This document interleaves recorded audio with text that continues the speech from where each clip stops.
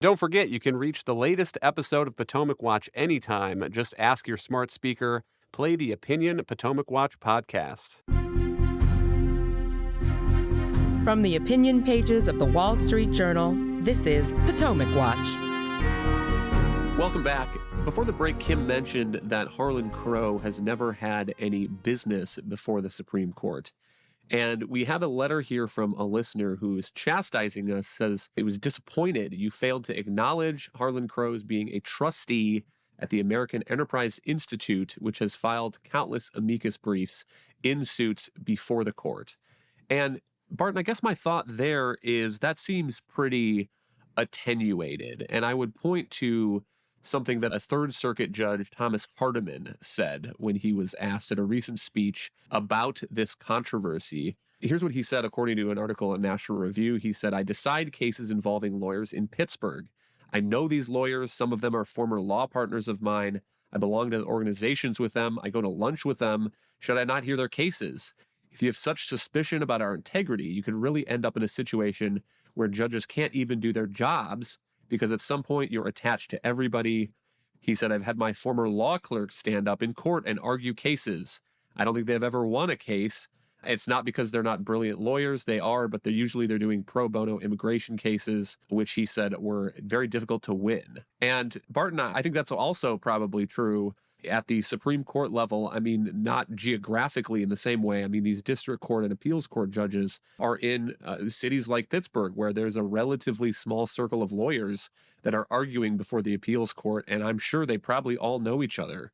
And D.C. is a little bit different geographically in that way, but still the justices have clerks. Those former clerks go on and get jobs and go back and argue before the justices. And if you want to play 6 degrees of Kevin Bacon and try to find connections and argue that everybody is corrupted by knowing the guy standing in front of the justice, I mean, I think there's no end to that sort of stuff. Yeah, I would agree with that. And I would add this. Look, of all the justices on the Supreme Court, Clarence Thomas would be the least likely to be swayed by an attempt to influence his decision, through a friend or wealthy or otherwise. In fact, sometimes conservatives have wished he would at least acknowledge practical political realities and bend a little in some of his expressions in his judgments, but he absolutely does not. He's what another justice calls a purist. And my reporting and common observation of the court suggests that if someone actually tried to sway Justice Thomas to make a particular decision by means of, as the ProPublica report suggests, fancy dinners or trips or something, or if someone tried to use personal influence on him through connections outside the court, that person would be bitterly disappointed. And I agree with the judge you quoted, and I seriously doubt that any justice now on the court would be influenced by that means from what I know of them. But of all of them, Thomas the least. And, just as to the report that gave rise to all this, I just don't see any connection between, on the one hand, high-class vacations paid by a wealthy friend, and on the other, any ruling handed down by the Supreme Court justice at all. If there is a connection, I'm willing to consider it, but I don't see one. And so that gets us back to Kim's point, which I think is a good one, that the people going after Thomas on this score, they don't care about his trips. They don't care how many trips he's taken or who paid for them. We've discussed this question in the office before, whether, as I think it was Michael Barone once put it, all process arguments are insincere.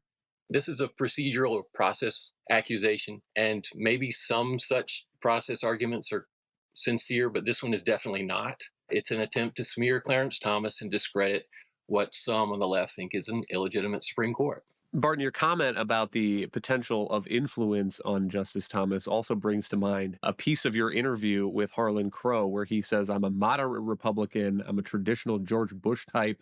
My friends think I'm too squishy." He says he's moderately pro-choice. And so maybe some of these ProPublica types should be really hoping and wishing that he were an influence on Justice Thomas.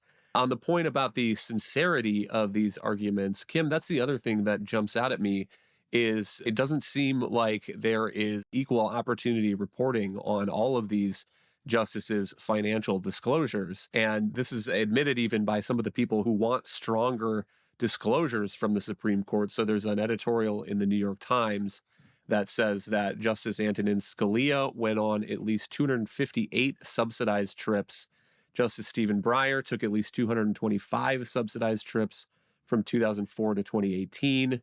Justice Ruth Bader Ginsburg got a private tour of Israel in 2018 that was paid for by an Israeli billionaire. But again, as someone who is skeptical that this stuff is influencing the justices, I would also point out that a lot of the things we're talking about here do not look like, to me, like they are corrupting. So there's a group called Fix the Court. It has some significant and often unreported travel by Supreme Court justices. That's the top of this fact sheet. Justice Elena Kagan went to San Diego to dedicate a new Navy ship. Justice Sonia Sotomayor omitted from her disclosure 6 free or reimbursed trips, including one to the University of Rhode Island. The school paid for up to 11 rooms in one of the state's fanciest hotels. I don't know if she was giving a speech there, but that's the kind of thing that Supreme Court justices do. And a lot of times they're not given a stipend. They're not paid to go give a speech, but their travel is covered and they work for food, basically. And Kim, I mean, if you think that giving a speech or dedicating a Navy ship is going to change how these Supreme Court justices are ruling on cases, again, I think there's no end to the suspicions that you're going to have. Well, that goes back to the quote you gave from the district court judge, pointing out that if people really have so little faith in the integrity of these judges, and can we just note, by the way, too, federal judges do receive lifetime tenure.